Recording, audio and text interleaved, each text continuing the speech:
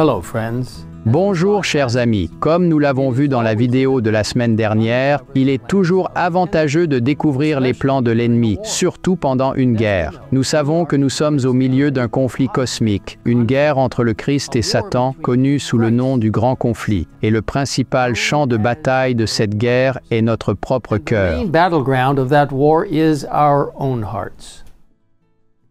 Heureusement, Dieu nous a donné l'intelligence pour que nous puissions connaître les plans de l'ennemi et comment les éviter au mieux. As we saw last time, Comme nous l'avons vu, l'un des pièges de Satan est d'essayer d'éloigner les gens de l'endroit où la parole de Dieu est présentée. Aujourd'hui, nous examinerons davantage les pièges de Satan alors que nous poursuivons notre voyage à travers le livre « La tragédie des siècles » au chapitre 32.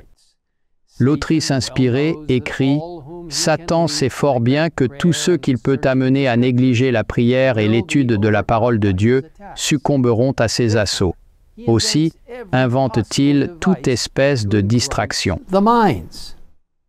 Je trouve fascinant que bien que cela ait été écrit plus de 100 ans avant l'invention des appareils électroniques, cette déclaration mentionne toute espèce de distraction.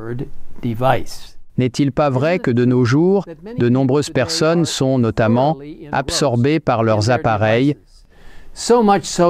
au point de ne pas avoir le temps de prier ou de lire les Écritures? Il est si important que nous mettions chaque jour de côté toutes les distractions et passions du temps de qualité avec notre Seigneur à travers la prière et la lecture attentive de sa parole. Ellen White souligne qu'un autre piège de Satan est de pousser les croyants à devenir comme lui, accusateurs des frères. Ces personnes, écrit-elle, se sont fait une spécialité de critiquer le caractère, les croyances des personnes dont ils ne partagent pas les opinions. Ces accusateurs des frères sont les meilleurs collaborateurs de Satan. Ils tordent et discréditent les paroles et les actes de ceux qui aiment la vérité et conforment leur vie à ses exigences. Tout moyen leur est bon pour faire paraître faux et pernicieux ce qui est bon et recommandable.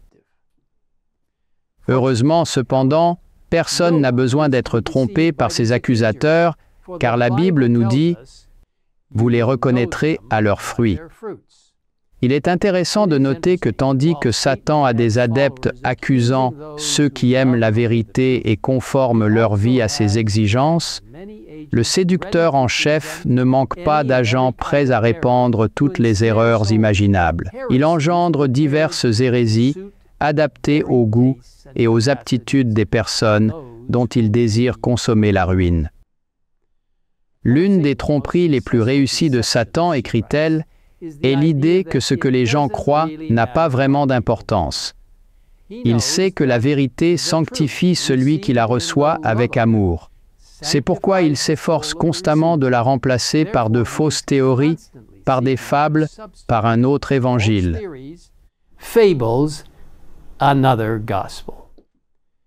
Chers amis, nous voyons cette chose se produire aujourd'hui. Un mouvement très trompeur est appelé la réalité de l'amour. Ce mouvement, tout en utilisant des termes et des mots familiers, leur donne des définitions différentes. C'est une tromperie insidieuse du diable car il éloigne en douceur ses adeptes du vrai évangile biblique.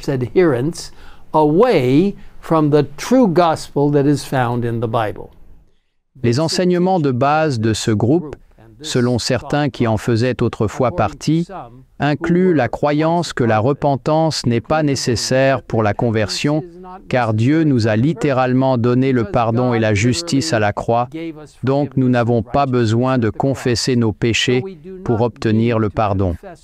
Après tout, pourquoi demander pardon si nous l'avons déjà? De plus, selon les enseignements de ce groupe, une fois que nous acceptons la justice du Christ, nous n'avons plus une nature humaine déchue, mais nous recevons immédiatement la même nature non déchue qu'avaient Adam et Ève dans le jardin. Par conséquent, disent-ils, nous ne pouvons plus ressentir de tentation venant de l'intérieur, car nous n'avons plus une nature déchue. Mais la Bible nous dit dans 1 Jean 1,8, « Si nous disons que nous n'avons pas de péché, nous nous séduisons nous-mêmes, et la vérité n'est point en nous. Si nous confessons nos péchés, il est fidèle et juste pour nous les pardonner et pour nous purifier de toute iniquité. » Dans la tragédie des siècles, nous lisons « Des personnes qui n'ont pas une foi réelle en Dieu ou en sa parole souscrivent à quelques principes de la vérité, passent pour chrétiennes et réussissent à faire prendre leurs erreurs pour des doctrines scripturaires. L'idée selon laquelle ce que l'on croit a peu d'importance constitue l'une des plus dangereuses séductions de Satan. Dès l'origine, les serviteurs de Dieu ont dû lutter contre de faux docteurs qui étaient non seulement des hommes vicieux, mais des propagateurs d'idées fausses et dangereuses. Mais louons Dieu, il ne nous laisse pas dans les ténèbres. Alors qu'il a averti que de faux enseignants viendraient, il nous a donné beaucoup de lumière à travers sa parole. La Bible est remplie de vérités concernant le plan du salut, la vraie repentance et le besoin de demander pardon à Dieu pour nos péchés, comment vivre une vie chrétienne et bien plus encore. C'est pourquoi il est si important que nous passions du temps avec lui chaque jour, en lisant sa parole et en demandant au Saint-Esprit sagesse et direction.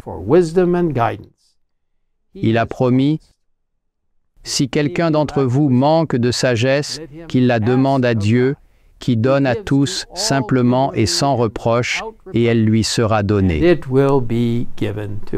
Mais qu'il la demande avec foi, sans douter.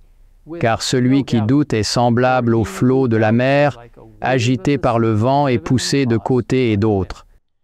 Qu'un tel homme ne s'imagine pas qu'il recevra quelque chose du Seigneur.